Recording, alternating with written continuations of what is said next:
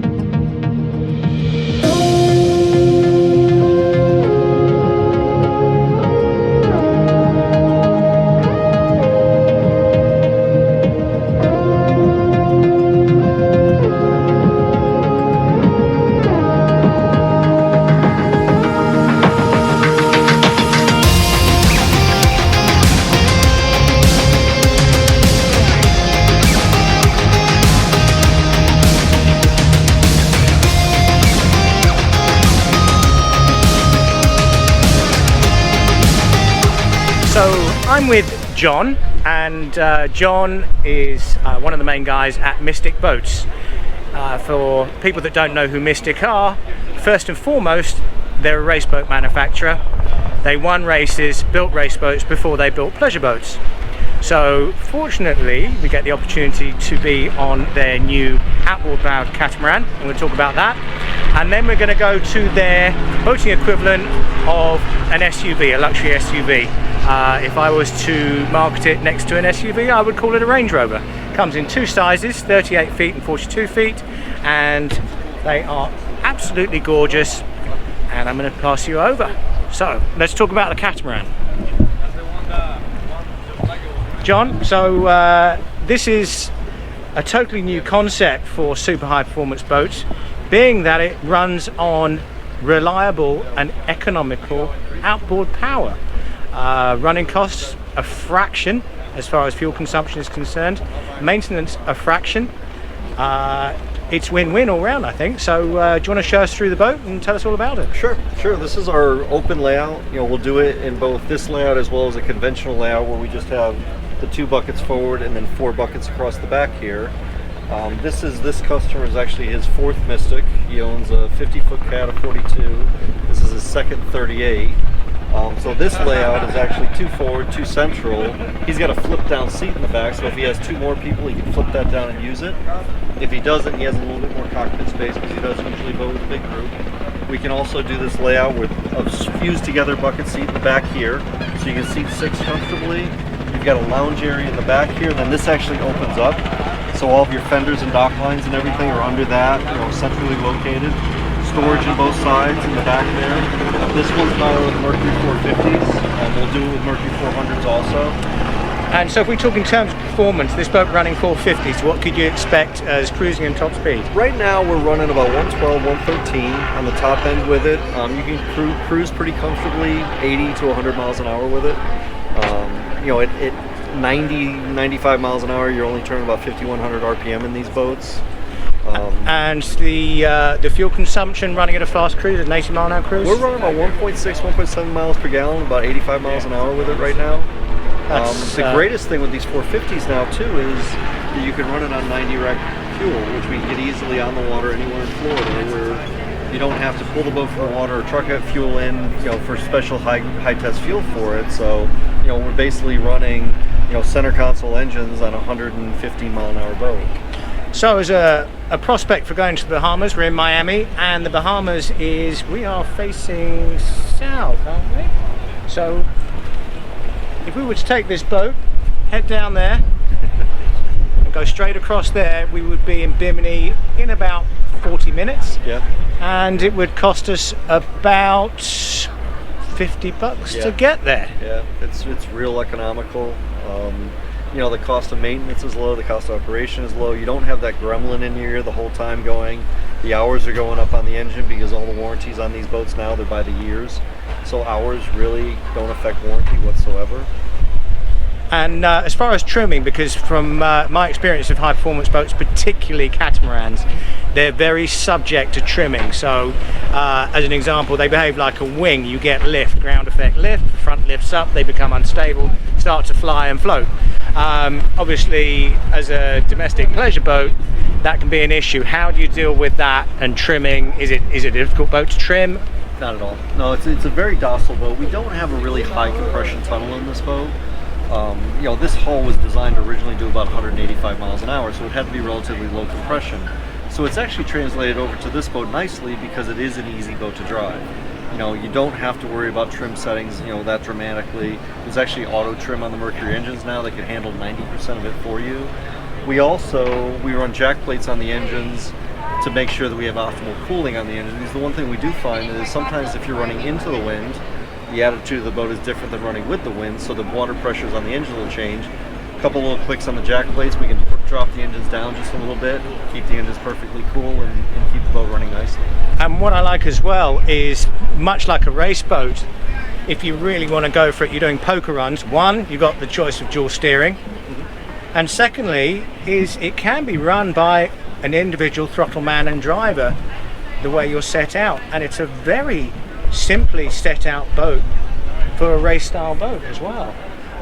If we can talk about, obviously you've integrated into the Garmin, not just navigation, there's quite a lot of systems in there. Can we there's a network bridge with the Garmins that interface with the engines. So all of the mercury gauges and everything you can bring up on the Garmin. So you can do a split screen on this. You can have your navigation chart on one side. You can have all your gauges and everything on the other side. This is the 16-inch screen in it. We can go all the way out to a 22-inch Garmin screen in the center there. We can also mount vessel views. We've done boats where we'll have a vessel view on either side here. So if you want to have a little bit more engine information, you can put it up there and then, you know, basically have all of your navigation on your center screen at that point. And of course, high-end quality billet controls. She's a lovely thing.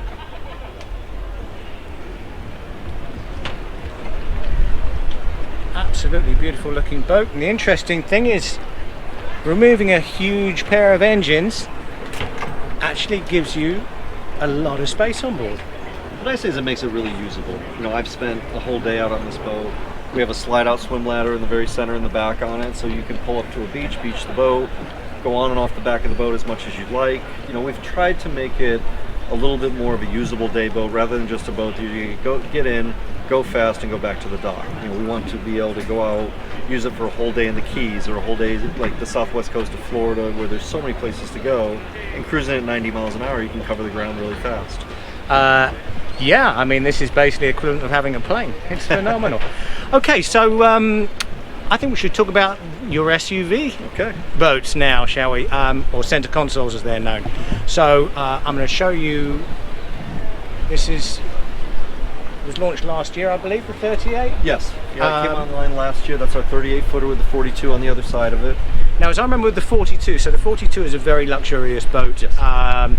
It's got a very high-end, almost usable cabin for cruising.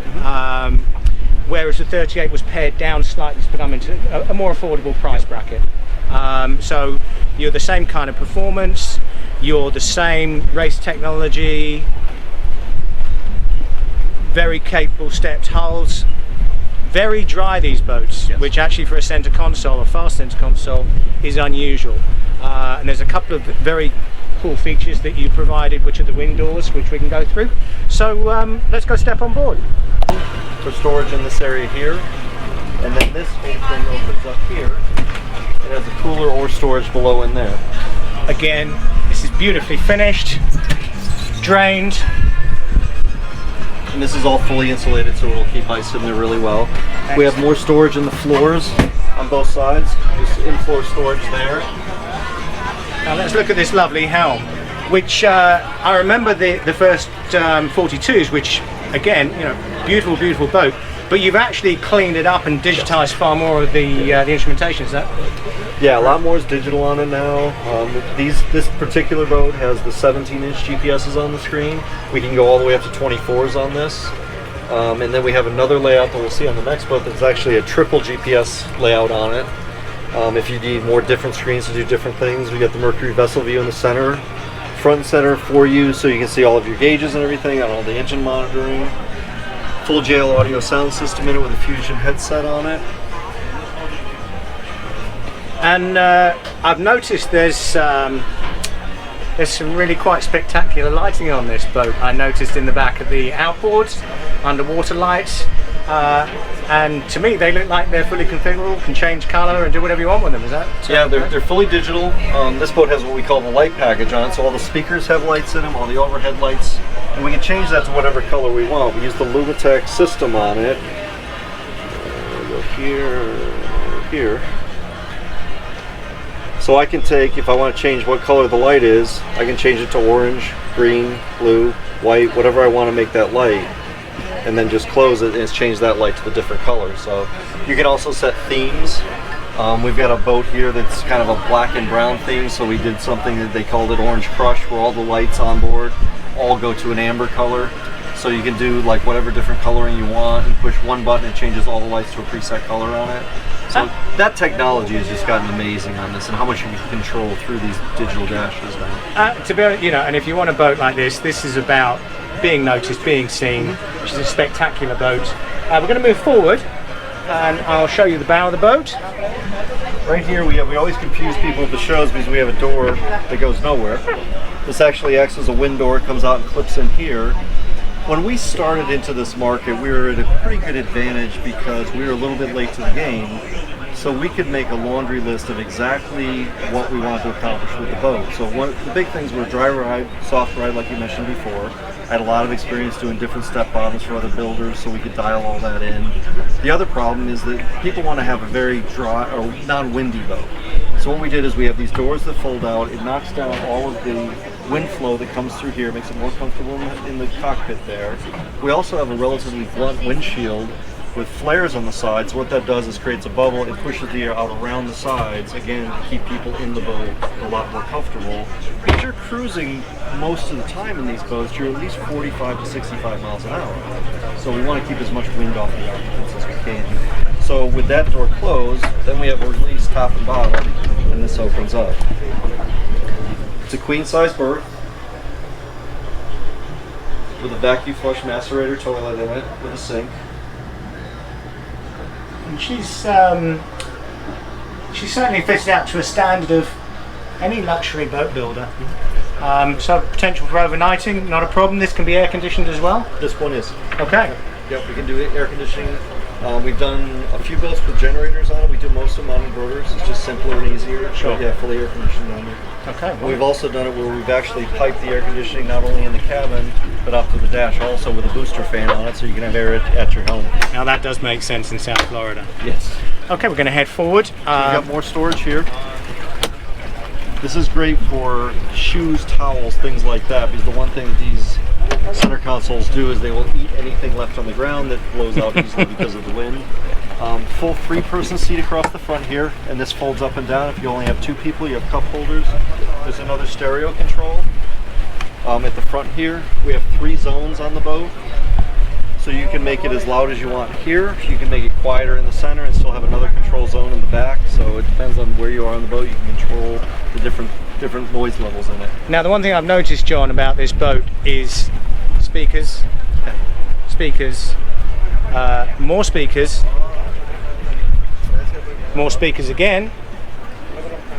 And this is actually we have 3 different levels on it, and this is actually our mid-level system. Okay.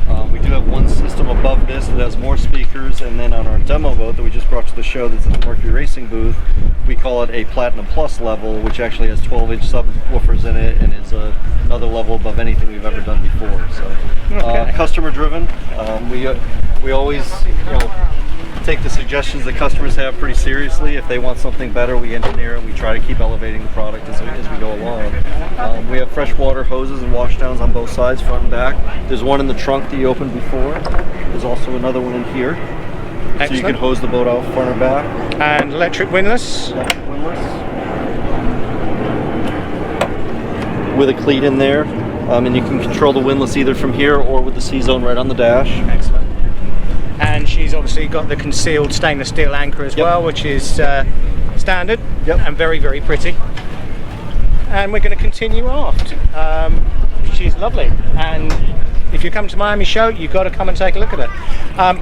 Probably the last thing we should talk about is how much is she? This one at the show, this boat retails in the low 6s. I think we're about $550 at the show with this one with 300s on it. It's reasonably well outfitted, but not over the top. Pricing can go up from there or down from there, so this is a little bit of a mid-range boat. Engine options change the cost quite a bit. The 450s drive the price up quite a bit, but it drives the speed up quite a bit too. Can she run with quads, or is it just triples and twins? With the triple 450s, this boat will run in the upper 80s, mid to upper 80s, and we feel that's fast enough for a center console, so we actually don't build this boat with the quads on it. If you want to go to a quad, it'll be in the 42. With the 38 to the 42, with the same power in triple or quads, the two models are within a few miles an hour of each other. So where this runs in the low 70s with triple 300s, this 42 next to us will run in the low 70s with quad 400s. Now I drove the 420 in Key West a couple of years ago, in fact, and what surprised me was how docile she was. In fact, very much like driving a 50-foot motor cruiser. Really? Just very, very fast. Yeah. You know, flies out of the hole. Phenomenal boat. So they are very user-friendly. As a driving experience, I think the Range Rover is a great analogy because that's what they like to drive. Yep. They will cruise all day at 50, 60 miles an hour, comfortably, safely. They do what they say on the tin. So let's go take a quick look around the 42, shall we? Thank you.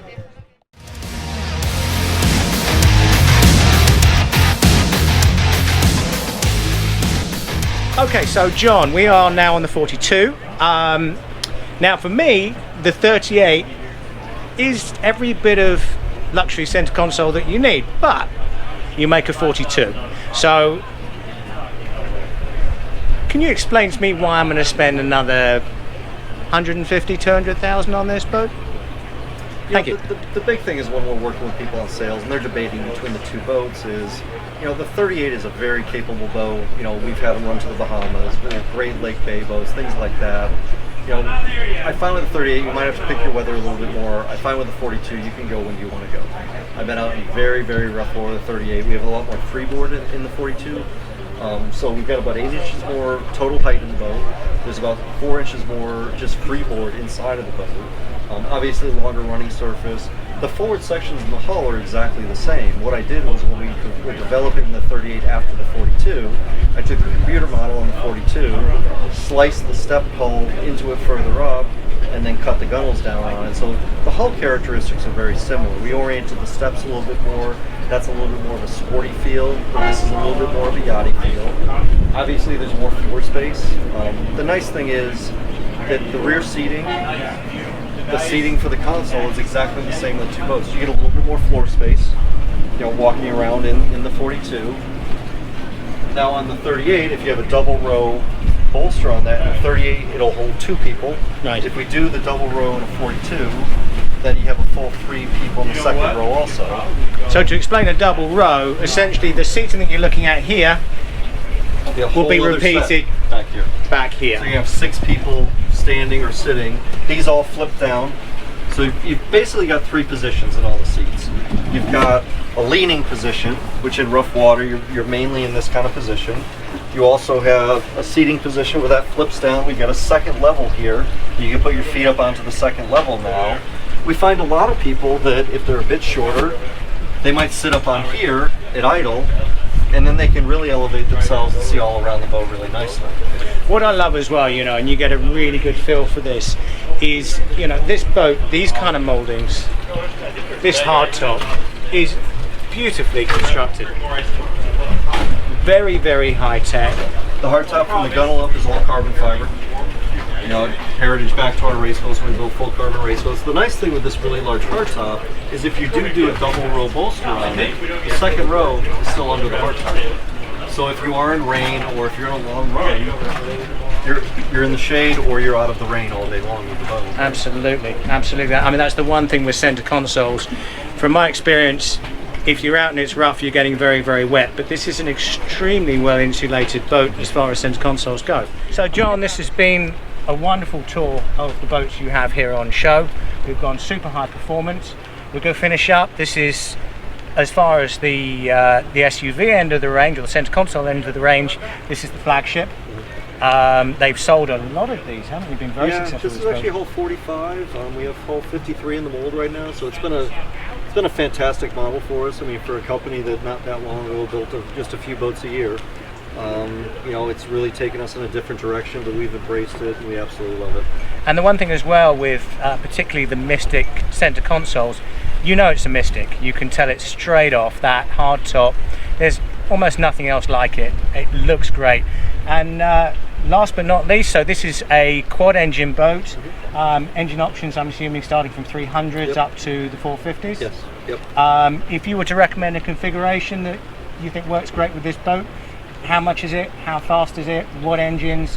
What can you expect from running it? You know, it's funny. If I was going to build myself a personal boat that I was just going to use personally all the time, I would probably build a quad 300 boat. You know, it's a 70-mile-an-hour boat, which is plenty fast. You can still cruise 55, 60 miles an hour with it all day long. When we build our demo boats, we have to build all the big, baddest, best. So we built that as a quad 450 boat, and I call it Thor's Hammer. I mean, the power out of those supercharged V8s is just unbelievable. It'll run up into the upper 80s, you know, without a problem. It'll carry weight great.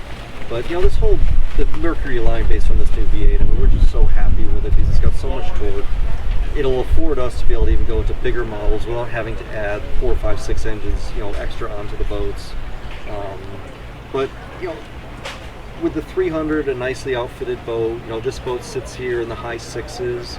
We can do a triple engine boat with 350s on it, and we can get that boat into the upper 5s, maybe into the low 6s. So, you know, we're not a premium price boat for what you get out of our boats. You know, we like to give value for what the pricing is on it. You know, obviously, you know, like our demo boat that we have here, and we have a few boats on order that are very, very high-end, approaching $1 million boats. But the nice thing was the different power options and different options on the boat. We do have a wide range to fit most of the budgets out there in this market. I think the great thing as well for a semi-custom build is that you've got experience of all the configurations. You can thoroughly work out the owner exactly what their needs are, and I like your attitude as well. It's not, well, we've got the fastest, we've got the baddest, we've got the biggest, we've got the best. You're tailored, you're more tailored. What's, from my experience with boating, is what's right for Joe might not be the same for Bob. And very clearly, you know, your expertise, even from the design upwards, is that you've got that expertise, which you don't get with a lot of mass expensive custom build boats, like an Intrepid. Yeah. The nice thing is with this is we develop a relationship with the customer as we build the boat, because it is very custom to them, and we continue that relationship forward. You know, we work very hard with customer service to make sure that they are happy with the boat on the long run of owning it. And we've got owners now that are on their second or third 42 at this point. I'm sure. Well, that's fantastic. Thank you very much for your time, and I hope you have a fantastic show. Thank you.